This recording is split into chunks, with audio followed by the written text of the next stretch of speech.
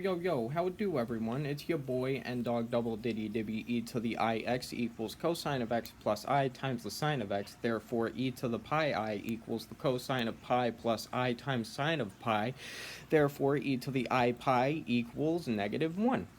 I am Nathan Hutchins, and in this episode of my vlog, I'm going to be talking about the third habit, which is putting first things first. You don't want to focus on, I'm going to throw this out here right now, you don't want to focus on the little things first, you want to do the big things. So the first takeaway here is you got to get a planner. You got to start planning out your week. So you need to find a space like a calendar or a notebook to write down to-do lists, appointments, and such, like your goals and all that. If you do that, it can allow you to keep track of all of your tasks because you have them all in the same place. And if you don't do that, you're just going to have them scattered around all loopity-doopity-doo, I wonder where it is. And that's going to make it very hard to understand what's going on. So if you plan out, you're in the clear. So next you want to make sure you plan out every coming week. So on Mondays or even Sundays, you want to make sure you write down everything that's coming up that's important. You want to make sure you write that all in for that week. And that's going to allow you to keep track of what's going on instead of just forgetting all the time. And now, a big part as well, following the 3-step weekly planning process. You want to do this at the beginning of every week or the end as you plan out your next week. Part 1 of that process is to identify your big rocks. The analogy is that if you put all the small pebbles in a bucket first and then big rocks on top, you're going to fill the bucket really fast. But if you put big rocks in a bucket first and then fill in the pebbles, it's going to work because the small pebbles fill in the spaces left by the big rocks. So you need to start putting your big rocks, in this case your big coming tasks, first so you can find room for the small things next. So after you find out your big rocks, you want to schedule specific times for all of those big rocks. And once you decide those times, you want to forget about them. Don't make any more room for any small rocks or anything. Just keep that one big rock in that space. Nothing should overwrite their position there. And then you have the third thing is to schedule everything else. Once you set down all your big rocks, you want to start setting down your small pebbles, your tiny tasks, chores, or stuff like that. And that's going to allow you to plan out your week more efficiently. So once you follow that process, here are a few tips. Well, here's the tip. You want to stay adaptable.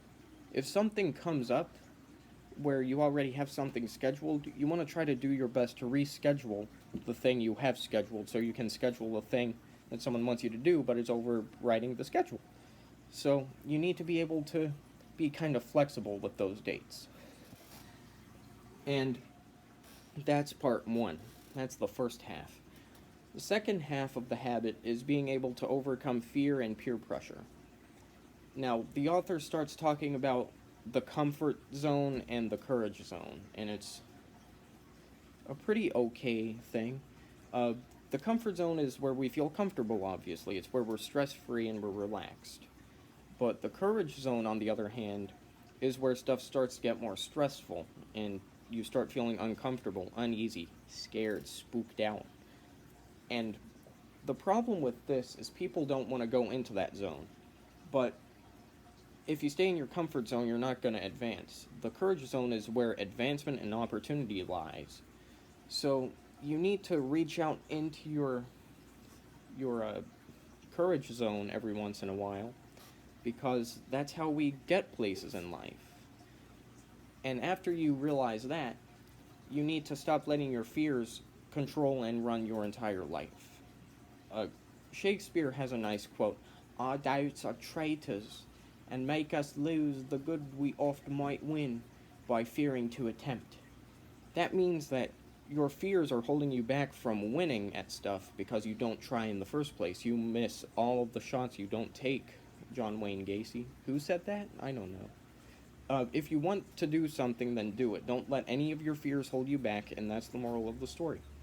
Next, Don't be deterred by failure. If failure happens, don't just lay down and cry. Get back up and try it again. There are a lot of classic examples of this throughout history. Like Einstein. Einstein wasn't able to talk until he was 4 years old. You would think he's a dummy because of that, but no, he's a smart man. Don't you ever forget, he was a smart man.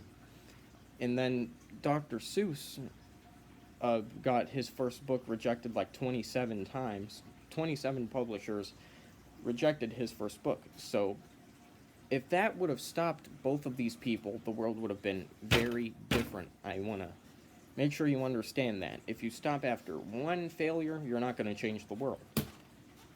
So you want to try and fail, but don't do it because of fear. Next point. Being headstrong. When life gets tough, you gotta have a big old strong lead head on your shoulders. And William Shakespeare has another good quote that really captures the essence of this point. What win I, if I gain the thing I seek? A dream? A breath? A froth of fleeting joy? Who buys a minute's mirth just to wail a week? Or sells eternity to get a toy? For one sweet grape who will the vine destroy? This points out that if you go for those small victories, if you go just for small pleasures, it's gonna suck because you're gonna miss a lot of opportunities. You're gonna destroy opportunities by going for the tiny things that don't truly matter. And once you realize that, you're ready to think about peer pressure. And peer pressure can be overcome pretty easily, believe it or not. You need to convince yourself that you care more about you and what you think of yourself than what these other bozos over here think of you. You don't want to cave into peer pressure really easily because that's how you get chickened out of stuff you truly believe, and that's how people stray you away from your passions. So, in summary, you want to plan out your weeks. You want to go for the big stuff first. You want to stay adaptable. Learn how to ignore fears and peer pressure in the face of your passions. And that's pretty much it. That is the end of this episode. Don't forget to drop a like on this video, subscribe, hit the bell, you know what to do. I got a music channel, copernicus.bandcamp.com in the description. Hit it up. N-Dog Double Diddy Dibby signing out right now, right here, right now.